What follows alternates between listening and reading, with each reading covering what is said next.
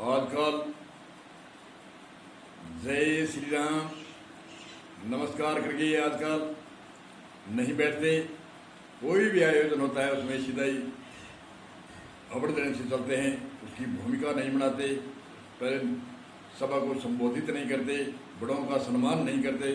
उससे पहले ही पहले किसको बनाइए किसका लीजिए नाम, मात पिता गुरु या पढ़ा यद के पुरुष का नाम। ये यति ध्यान से देखना। पहले तो गया पहले किसको मनाइए किसका दीजिए नाम, मात पिता गुरु या पढ़ा यद के पुरुष का नाम। अभी यति को काटता है आप ही।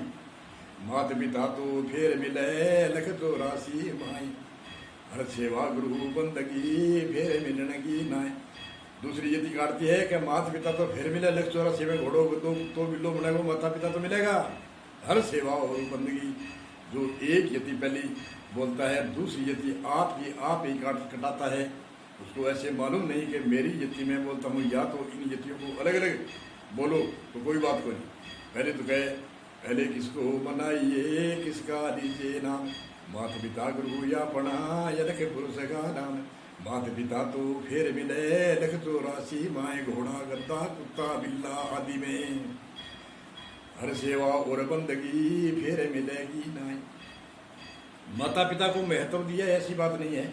3 ऋण है हमारे पर, पितृ ऋण, ऋषि ऋण और देव ऋण।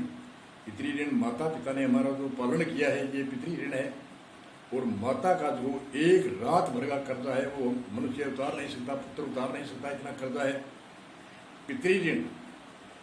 तो माता पिता की सिर्फ हाथ जोड़ के उसकी इच्छा की पूर्ति, उसकी मनोकामना पूर्ति, उसकी मिठास के शब्दों में बोले तो माता एक आशीर्वाद देती है, उससे उसके सारा कर्जा निवृत्त कर देती है।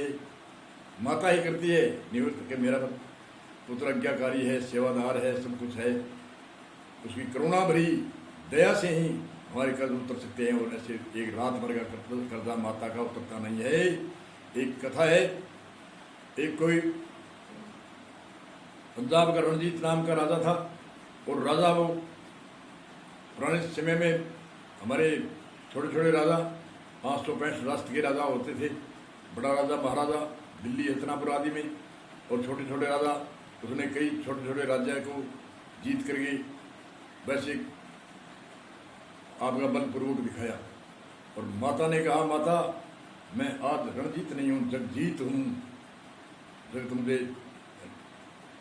संसार मुझे जगजीत कहते हैं। कोई नहीं बेटा आज मेरे पास में सोना है आपको। तो वो रानी भी माता रणजीत की बराबर पिलिंग बेड डाल के, एक पर माता एक पर रणजीत राजा, और एक झारी रखी पास में। नींद आई पूरी, और झारी ऐसे हिलाई को उसके के रणजीत राजा के कपड़े गिल्ले हुए। उठा क्या बात माँ, बोले हाथ हल गए बेटा, ये पानी गिर गया। बोले कोई बात नहीं। दूसरी बार, तीसरी बार, चौथी बार कहे माता जी नींद लेने नहीं देती, 4 बलियां पानी ढुल गया, ऐसी क्या बात है। उसने कहा तू कहता है मुझे जगजीत कहो, एक रात भर मैं गिल्ले में सोती थी, आपको सूखे में सुलाती थी, आपके मुंह में दुर्गंध आती थी, और आपके सादा पानी लगे है 2 बरिया 3 बरिया, इतने में आप हड़बड़ाई गई।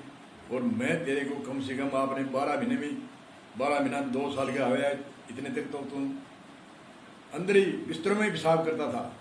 वो दिन याद नहीं आपके।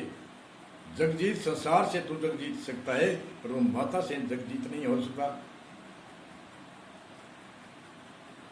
कहने का अर्थ है माता का कर्जा है, माता को अलग ढंग से, और माता की तुलना में संतों की तुलना में अंतर है। इसलिए वहाँ कहे हर मात पिता तो फिर मिले लख चौरासी माई, हर सेवा गुरु बंदगी फेरे मिलनगी नाई।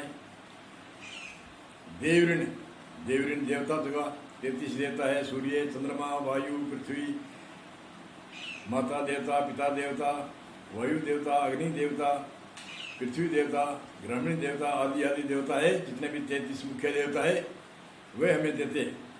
उसका कर्जा है। और ऋषि का ऋण है, जो ऋषि हमारे लिए त्याग तपस्या करके झुकी झूपड़ी में पेड़ पौधों के नीचे सर्दी गर्मी सहन करके अनेक बहुत बहुत इतिहास लिखे, 100 150 200 200 इतिहास लिखे। इसलिए क्या उसको कोई टारगेट मिलना था?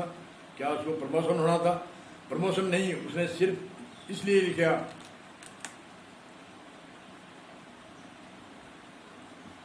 परमार्थ के कारण संताए, परमार्थ के लिए, दूसरों की भलाई के लिए, दूसरों के उपकार के लिए, दूसरों को एक अज्ञानी को ज्ञान दो, सारी पृथ्वी का दान दो। वैसे वेद में ये यति है, एक अज्ञानी को ज्ञान दो, सारी पृथ्वी का दान दो, दान के बराबर है। एक अज्ञानी ने बार बार जन्म ने मरण से भव सागर से निवृत्त कर दिया, भी मोक्ष मुक्ति कल्याण कर दे हुए, तुल्य के बराबर कहे एक सारे संसार की पृथ्वी के समान दान माने, दोनों दान माने।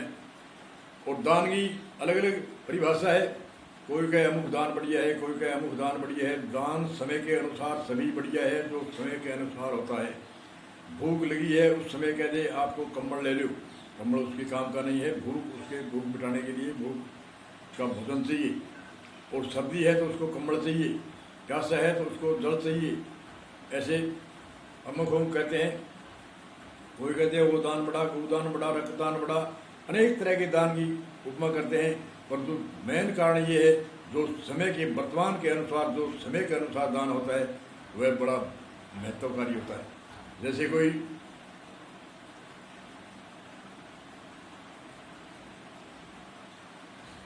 एक राजा था, राजा की लड़ाई हुई दूसरे राजा से, और एक नौजवान लड़का था, उसने बड़ी बढ़ चढ़ के भाग लेकर के आगे लड़ाई के अंदर बड़ी फुर्ती करी, बहुत संघार किया और दुश्मन की मिलिट्री को, फौज को बहुत धकेल दिया वापस। और राजा भी देखता था, और उनके बड़े बड़े अफसरों से पूछा भी किसने ज़्यादा भाग लिया है? बोले इस नौजवान ने इसने भाग लिया है।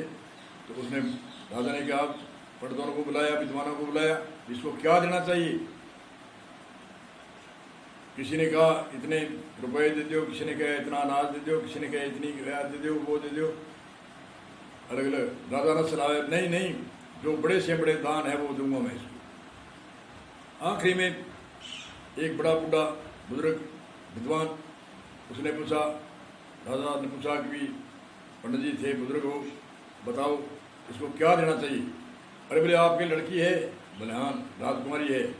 राजकुमारी बाद ब्याह दो और आधा राज दो। तो ऐसे बराबर एक अपने एक गरीब आदमी को अपने बराबर कर लिया, उसको दान की कोई सीमा नहीं।